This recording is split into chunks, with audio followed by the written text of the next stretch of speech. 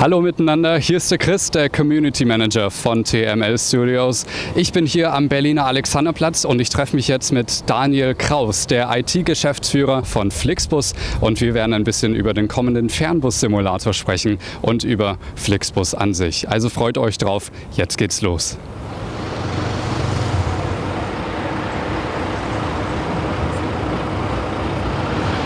Daniel, vielen Dank für deine Zeit. Wir reden einfach mal über den Fernbus-Simulator, der jetzt bald rauskommt am 25. August. Und ja, da sind wir eigentlich schon beim Thema. Was hast du eigentlich als erstes gedacht, als du von dem Vorhaben gehört hast, Fernbus-Simulator? Also ich fand es mega geil. Ich muss sagen, ich hab, glaube ich, von Kai Mannertz, einem Kollegen von mir, oder von Torben, einem meiner Co-Gründer, die Info bekommen, und dann habe ich mir das angeguckt und habe es auch direkt vorbestellt. Also ich warte schon ganz gespannt auf das Release. Von daher, geile Idee. Das heißt, du hast es noch nicht spielen können bis jetzt. Worauf freust du dich am meisten? Also einfach mal zu sehen, wie sich so ein Bus wirklich dann fährt und wie das aussieht und mal so quasi hinterm Steuer zu sitzen. Das ist, glaube ich, eine coole Erfahrung. Ich finde es auch echt gut gemacht mit den Männchen an der Haltestelle und sowas. Ich freue mich schon sehr. Also es wird schon eine gute Geschichte. Wie kam es, dass ihr so schnell zugesagt habt, das Spiel zu unterstützen und dass wir euer Logo und eure Farben tragen dürfen im Fernbus-Simulator? Ich glaube, es gibt ein paar Aspekte, warum wir es von Anfang an sehr gut fanden und unterstützt haben. Zum einen ist es natürlich so, dass es eine innovative Idee ist, ja, und wir stehen ja auch ein Stück weit für Innovation. Und zum anderen kommt nochmal ein Blickwinkel unseres Unternehmens damit sozusagen in die Öffentlichkeit, der sonst nicht ganz so klar ist. Wir sprechen immer viel von Kunden und auch von Technologie im Allgemeinen, von uns, von Buspartnern. Der Fahrer als solches, der einfach super wichtig für uns ist. Es ist die Kontaktperson gegenüber zum Kunden.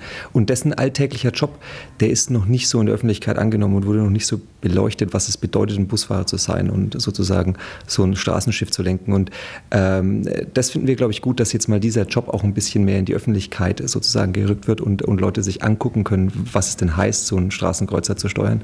Deswegen haben wir von Anfang an gesagt, das ist ein tolles Projekt, das wir unterstützen möchten. Jetzt ist es ja in Deutschland zumindest so, wenn man an Fernbusse denkt oder das Wort Fernbus in den Mund nimmt, dann denkt man gleich, okay, die grünen Fernbusse da, die kenne ich. Wie sind das in anderen Ländern jetzt? Zum Beispiel auch in Frankreich, da ist ja noch nicht so präsent, also sind diese grünen Busse noch nicht so präsent. Kann der Fernbus-Simulator da helfen? Also wir hoffen das natürlich. Ein Stück weit ist es, glaube ich, schon virales Marketing. Das ist eine eigene Community. Die Leute lernen das. Ne? Das gibt es, glaube ich, in vielen anderen Bereichen auch schon, wo ein Spiel so einen Faktor der Bekanntheit mitbringt. Und wie du schon sagst, in Deutschland, ja, da weiß jeder, der Fernbus ist grün. Ja, das ist ganz normal. In anderen Ländern versuchen wir es natürlich auch zu erreichen, und Frankreich ist ein gutes Beispiel. Da gibt es schon noch ein, zwei starke Konkurrenten, ja, von Staatsseite. Da wäre es schon toll, wenn der Fernbus-Simulator in Frankreich und auf Französisch auch einschlägt und die Leute dann einfach selbstverständlich nach den grünen Bussen suchen, weil sie die aus dem Computer kennen. Das wäre natürlich eine tolle Sache. Hast du selbst einen Busführerschein? Also fährst du selbst Bus? Gute Frage, nein, habe ich nicht. Ich bin vielleicht manchmal ein bisschen zu rabiater Autofahrer, würde ich sagen. Ich glaube, das möchte keiner, dass ich hinterm Steuer von dem Bus sitze. Das würde nicht zur Kundenzufriedenheit beitragen, befürchte ich. Na, bald ist es ja dann möglich, ne? Mit dem kommenden Fernbus-Simulator. Das heißt, würdest du es privat dann zu Hause auch mal spielen, so zur Entspannung? Oder glaubst du eher so, wenn du nach Hause kommst, da willst du eigentlich mit der Firma gar nichts mehr zu tun haben? Es ist nicht so einfach, mit seiner eigenen Firma zu Hause nichts mehr zu tun zu haben. Von daher werde ich sicher mal spielen. Und sonst hätte ich es mir nicht vorgestellt. Also nur im Schrank, da verstaubt es nur. Das macht keinen Sinn. Das muss man schon auf alle Fälle mal ausprobieren. Was glaubst du denn, ist der klare Unterschied zwischen der Simulation und der Realität? Eine gute Simulation, da sollte ja nicht so wahnsinnig viel Unterschied sein. Das heißt, die Abläufe, die draußen eben stattfinden, ja, Leute zuladen, einchecken, fahren, an den Haltestelle halten, das sollte ja schon sehr realistisch sein. Zumindest ist es das, was die YouTube-Videos gezeigt haben und worauf ich mich freue. Von daher hoffe ich, dass es relativ wenig Unterschied zur Realität gibt. Wenn man das Spiel kauft, dann kriegt man ja 10% Rabatt für eine Fahrt mit einem echten Flixbus. Kann man ja auch nutzen für die erste Flixbus-Fahrt, oder? Absolut, das war eigentlich der Grund, warum ich es vorbestellt habe, damit ich endlich mal günstiger Flixbus fahren kann. Spaß beiseite. Natürlich hoffen wir, dass die Menschen, wenn sie dann mal gespielt haben und sehen, das ist ja echt eine coole Sache, so Busfahren, ja, es ist ein tolles Fahrzeug, ein cooler Fahrer in dem Fall dann hoffentlich auch, dass sie die Chance nutzen und mit dem 10% Gutschein auch mal in echt vielleicht die Strecke nachfahren, die sie sich im Fernbus-Simulator vorher ausgewählt und gespielt haben. Das wäre schon sehr wünschenswert. Jetzt ist ja im Spiel, haben wir ja einen Maßstab 1:10, aber ich denke, da wird der Spielspaß wahrscheinlich nicht verloren gehen, ne? Nee, glaube ich nicht. Also 1:10 ist ja schon ein sehr, sehr großer Maßstab. Das ist, glaube ich, völlig ausreichend. Ich habe auch gesehen, dass das alles sehr naturgetreu ist, ja, die Bahnhöfe und alles. Das ist ausreichend groß. Da muss man sich einen großen Monitor dann irgendwie an die Wand hängen und dann, glaube ich, ist es schon wirklich nahe der Wahrheit. Jetzt ist ja die Fusionierung von Mein Fernbus Flixbus komplett und immer mehr Busse tragen ja das neue Flixbus-Logo. Wie geht es denn jetzt weiter mit der neuen Marke? Grundsätzlich ist es so, dass wir uns ja entschieden haben, die grüne Farbe zu übernehmen von Mein Fernbus, weil das einfach darstellt, wofür wir stehen, smarte und ökologische Verkehre. Und den Namen Flixbus haben wir gewählt, weil wir eben stark international expandieren und es da einfacher ist zu verwenden. Und das ist auch für dieses Jahr noch eins der Hauptziele, dass wir Europa grün machen und mal gucken, was da noch weiterkommt. Wie weit kann denn der Radius um Deutschland noch gezogen werden? Also ihr seid ja schon in Italien angekommen, in England. Wie weit geht es noch?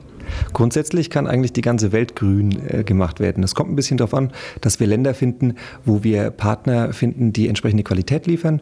Es kommt darauf an, dass die Rahmenbedingungen passen. Das ist zum Beispiel ein Grund, warum wir in Spanien noch nicht so aktiv sind, weil da ist es mit den Konzessionen und dem rechtlichen Rahmen noch nicht so frei wie jetzt in Deutschland, Italien oder Frankreich.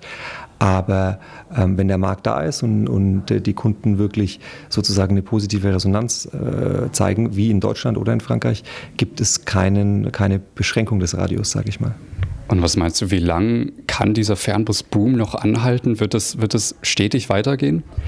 Ich glaube, der Boom, der ist schon ein bisschen abgeflacht. Es geht schon darum, dass wir einfach jetzt auch verlässliche Alternativen, zum Beispiel zur Bahn und zum individuellen Auto anbieten und dass nicht mehr wahnsinnig einfach das Wachstumswillen gewachsen wird. Also man sieht ja auch in den letzten Jahren hat sich das schon konsolidiert und wir versuchen natürlich das Netz noch zu verdichten und dadurch auch noch weiter zu wachsen und im Ausland das Ganze noch zu revolutionieren, einfach moderner und besser zu machen.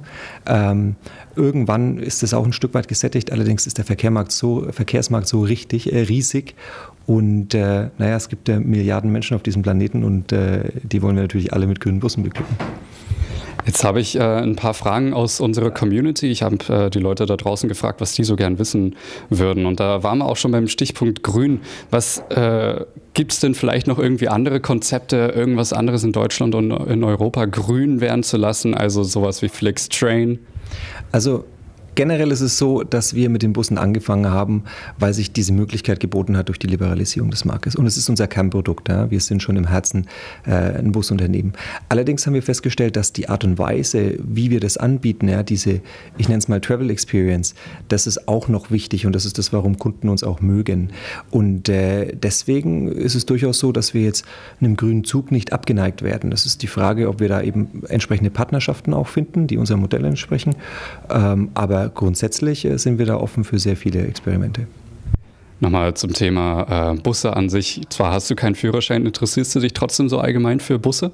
Ja, ich habe es gelernt, mich für Busse zu interessieren. Als ich kleiner war, ist es so, dass ich glaube, jeder spielt irgendwie mit Autos und mit großen Bussen. Ja? Und das Tolle an Bussen ist, dass es ja riesige Fahrzeuge sind. Das ist somit das Größte, so ein Doppeldecker, was man auf der Straße sieht. Und das ist einfach faszinierend. Von daher begeistere ich mich jetzt wieder mehr dafür. Und wie gesagt, als Kind ist es, glaube ich, normal. Jeder spielt mit Matchbox-Autos und das sind Busse natürlich auch immer größer als alle anderen. Und deswegen ist es so eine gewisse Faszination.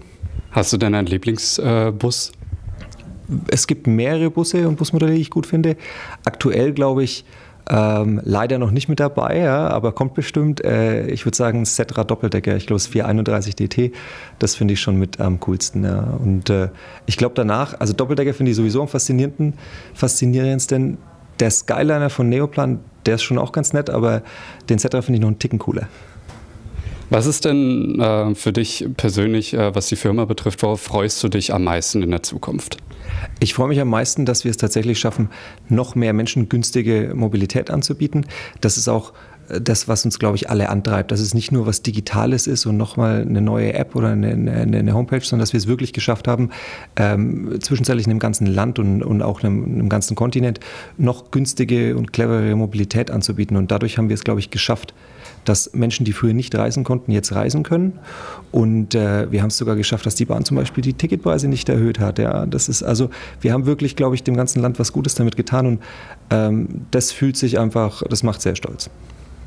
Schön. Daniel, vielen Dank für deine Zeit. Wir freuen uns, dich bald bei uns auch in Erfurt begrüßen zu dürfen. Ja. Und bedanke ich mich auch fürs Zusehen, Zuhören. Bis zum nächsten Mal.